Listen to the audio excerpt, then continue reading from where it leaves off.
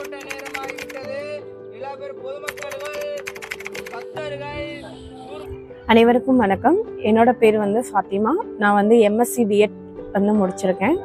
நான் சீபட்டி அண்ணா நகர் லேர்னிங் சென்டரில் வாலண்டியராக ஒர்க் பண்ணிக்கிட்டு இருக்கேன். என்கிட்ட அந்த கிராமத்தில் இருக்க ஒரு 20 குழந்தைகள் என்னோட லேர்னிங் சென்டரில் படிச்சுக்கிட்டு இருக்காங்க. நம்ம செசியில் குழந்தைகளுக்கான நிறைய நிகழ்ச்சிகள் நடத்தப்படுது.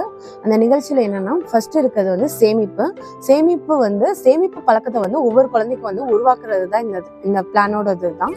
ஸோ ரெண்டாவது பார்த்தீங்கன்னா, குழந்தைகள் பாராளுமன்றம் அப்படின்ற ஒன்றை நடத்திக்கிட்டு இருக்கோம். இந்த குழந்தைகள் பாராளுமன்றம் மூலயமா குழந்தைகளுக்கான ஒரு லீடர்ஷிப் குவாலிட்டியை நாங்கள் உருவாக்கிக்கிட்டு இருக்கோம்.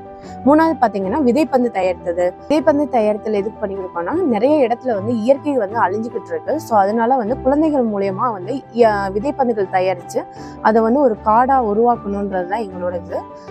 அடுத்து என்னன்னு பார்த்தீங்கன்னா, கிச்சன் கார்டனிங் இப்போ நம்ம நார்மலாக சந்தைகளில் வாங்கப்படுற காய்கறிகள் வியாபார நோக்கத்துக்காக நிறைய கெமிக்கல் யூஸ் பண்ணுறாங்க. அந்த கெமிக்கல் இல்லாத உணவுகளை குழந்தைகள் தயாரித்து சாப்பிடணுன்றக்காக ஒவ்வொரு கிராமத்துலேயும் கிச்சன் கார்டனிங் நாங்கள் செயல்படுத்திக்கிட்டு இருக்கோம்.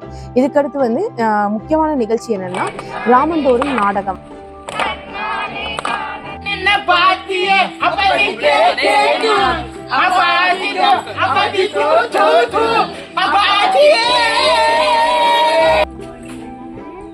இப்போ நம்ம கிராமந்தோறும் நாடகம் அப்படிங்கிற கான்செப்ட்ல நம்ம ஊர்தோறும் குழந்தைங்களை வச்சு நம்ம நாடகம் பண்ணுறோம்.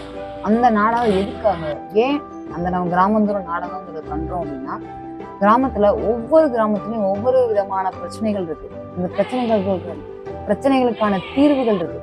அந்த தீர்வை நோக்கி எப்படி போறது, அது குழந்தைங்க மூலியமா எப்படி அந்த தீர்வை நோக்கி ஓடுறது அப்படிங்கிறதுனா நாடகத்தோட சமூக விழிப்புணர்வா இந்த இதை நம்ம ஒவ்வொரு வாரமும் கொண்டுருக்கோம். இப்ப நம்ம கரண்டா என்னென்ன பிரச்சனைகள் போயிட்டு இருக்கு அப்படிங்கிறதான் ஃபர்ஸ்ட் நம்ம எடுக்கிறோம். ஃபர்ஸ்ட் என்னன்னா, நம்ம இளைஞர்கள். வணக்கம், என் பேர் முகமது இப்ராஹிம். என் பேர் கதிரவன். அனைவருக்கும் வணக்கம். என் பேர் சதாம் ஹுசேன். வணக்கம், என் பேர் முத்து. நான் செசி லேர்னிங் சென்டரில் சப் வாலண்டியராக இருக்கேன். வாட்டி அண்ணே வந்தாங்க, ட்ராமா செய்யலாம்னு சொன்னாங்க. ட்ராமா செய்யலை எனக்கு அப்போலாம் ஒன்றுமே பிடிக்காது. ஒரு கூச்சமாக இருந்துக்கிட்டு அது சிரிக்கிறது எது சொன்னாலும் அண்ணே ரொம்ப கோபமாக இருந்தாங்க. அதுக்கப்புறம் பார்த்தா அண்ணே சொல்லித்தரதுலேருந்து அப்படியே ஒவ்வொரு நாளாக சொல்லி கொடுத்துக்கிட்டே இருந்தாங்க. ஒரு 2 வாரம் 3 வாரம் சொல்லி கொடுத்ததுக்கப்புறம் நான் ஸ்டேஜில் ஏறினது ஒரு வீதியில் 1 GB ஒரு நாடகம் நடித்தேன். அந்த நாடகத்தில் என்ன கற்றுக்கிட்டேன்னா, முன்னாடி எனக்கு கூச்ச சுபாவம் இருந்துச்சு.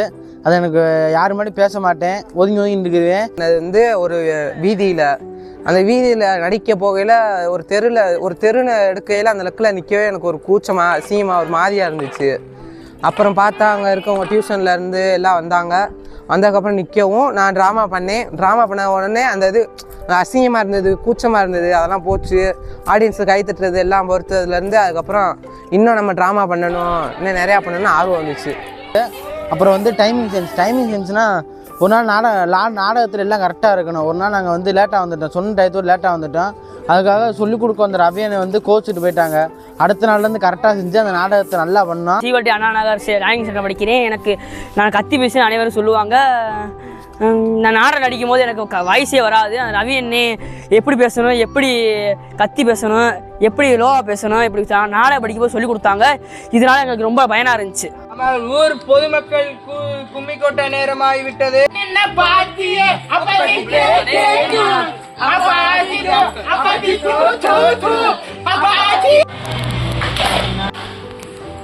Five, 6, 7, 8, 1, 2, 3.